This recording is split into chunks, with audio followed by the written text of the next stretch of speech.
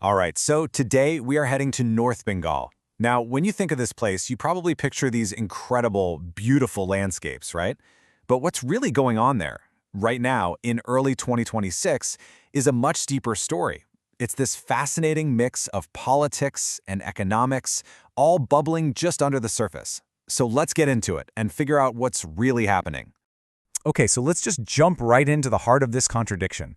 On one side, you've got the image everyone knows, right? The Queen of the Hills, Darjeeling, those gorgeous, sprawling tea gardens, and of course, the epic Himalayan views. But you know, the reality on the ground in early 2026, it's a whole different ballgame. We're talking about a massive deployment of over 240 companies of Central Armed Police. We're talking about a super high-stakes election heating up. And on top of all that, a really deep economic crisis. This clash, this difference between the image and the reality, that's the key to understanding everything. So that brings us to the political side of things in North Bengal. Let's dig into why this beautiful region is suddenly being treated like some kind of political fortress. So, what's behind all this tension? Well, a huge part of it is the upcoming 2026 West Bengal Assembly elections. This is gearing up to be a massive political battle. And because North Bengal is so strategic, it shares borders with Nepal, Bhutan, and Bangladesh. The whole area is under this intense surveillance. You can just feel the charged atmosphere.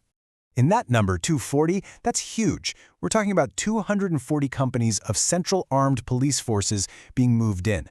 That is a massive security presence. We've got forces like the BSF and the CRPF showing up early for something the officials are calling area domination. Basically, they're setting up a strong, very visible presence to keep things in order and, well, make voters feel safe amid all the talk of potential violence. The sheer scale of this tells you just how volatile everyone thinks the situation is. Now, what's really interesting is how this political tension is mirrored in the region's economy. It's this classic story of old versus new. You could call it a tale of failing tea, flying trains. You see, for as long as anyone can remember, tea has been the absolute backbone of North Bengal's economy. We're talking about 4.5 lakh workers. That's 450,000 people who depend on this industry for their jobs. That means a gigantic chunk of the population's entire livelihood is tied directly to how well these tea gardens are doing. But here's the problem. The industry is in serious trouble. Just look at these numbers. The average price for tea at auction in Siliguri dropped from 189 rupees a kilo in 2024 all the way down to 169 in 2025. Now that might not sound like a lot, but when you factor in other problems like climate change and competition from cheaper teas from other countries, that price drop creates a huge amount of economic stress for the entire region. And all of this has left people feeling, well, pretty abandoned. This quote from the Small Tea Growers Association just nails that feeling perfectly. They were really hoping for some help in the union budget, like a minimum price to protect them or maybe some incentives to help with exports. But they got nothing. And that disappointment, it's now feeding directly into the political frustration. So this raises a really fascinating question, right?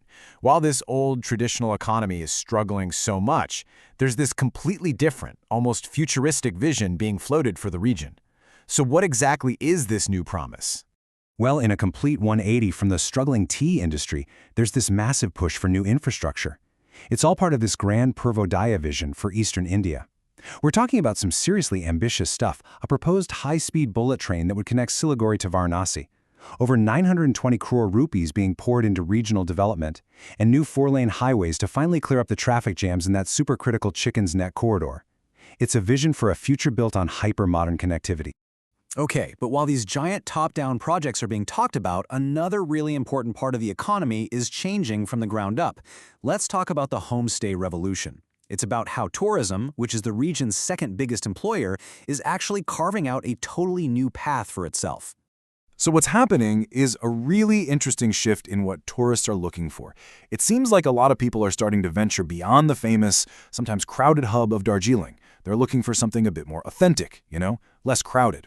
And this trend is opening up some amazing new opportunities for the smaller, rural communities all over the hills and the plains. And you can see it in these new hotspots popping up.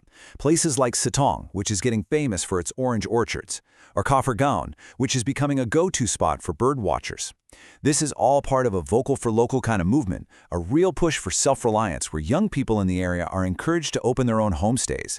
It gives them a great reason to stay instead of moving to the cities for work, and it helps keep the local culture alive. So, you've got this economic anxiety, these huge dreams of new infrastructure, and these grassroots changes in tourism.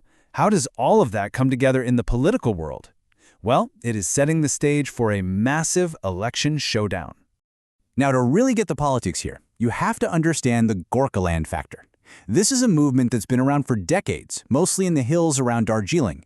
It's a demand for a separate state, or at the very least what they call a permanent political solution for the Gorkha population. Now, it might not be the #1 headline in 2026, but its long history and emotional power mean it's always there, this strong undercurrent that quietly influences how people vote and which politicians work together.